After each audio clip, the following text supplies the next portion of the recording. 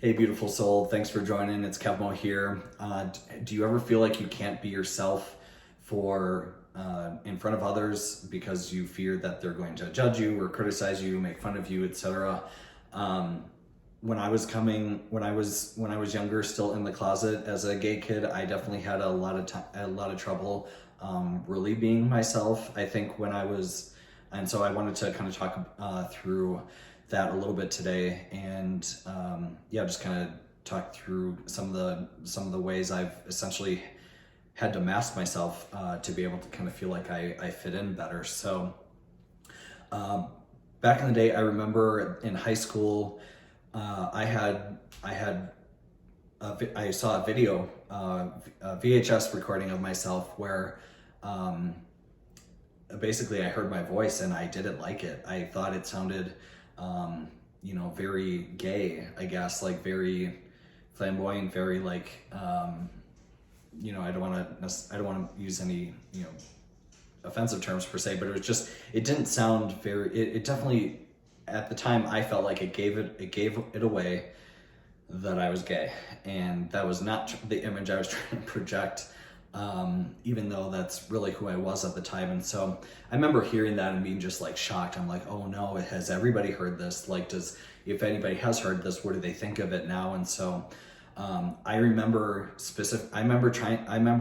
finding like one or two people and really paying attention to how they spoke and their voice. And I started trying to mimic their dialect, their tone, and how their sentences flowed and how they inflected certain words, because I was trying to hide a very flamboyant sounding voice for myself at the time.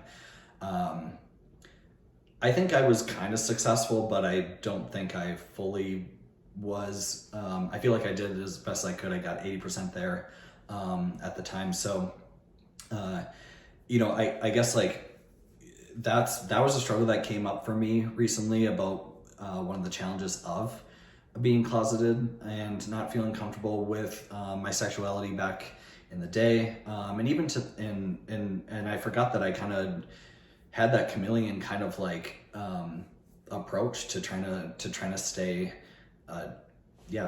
to try to hide it. So definitely pretty challenging.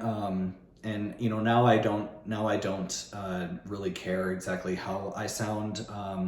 I still feel like I carry a lot of kind of the self-training I did back in the day, but depending on the day or mood or activity, I can definitely express my voice really any way I wish and feel comfortable with it, whether it sounds gay or not. Or sounds flamboyant or not. I'm not sure the right term for that per se, but anyway, that was definitely a struggle for me.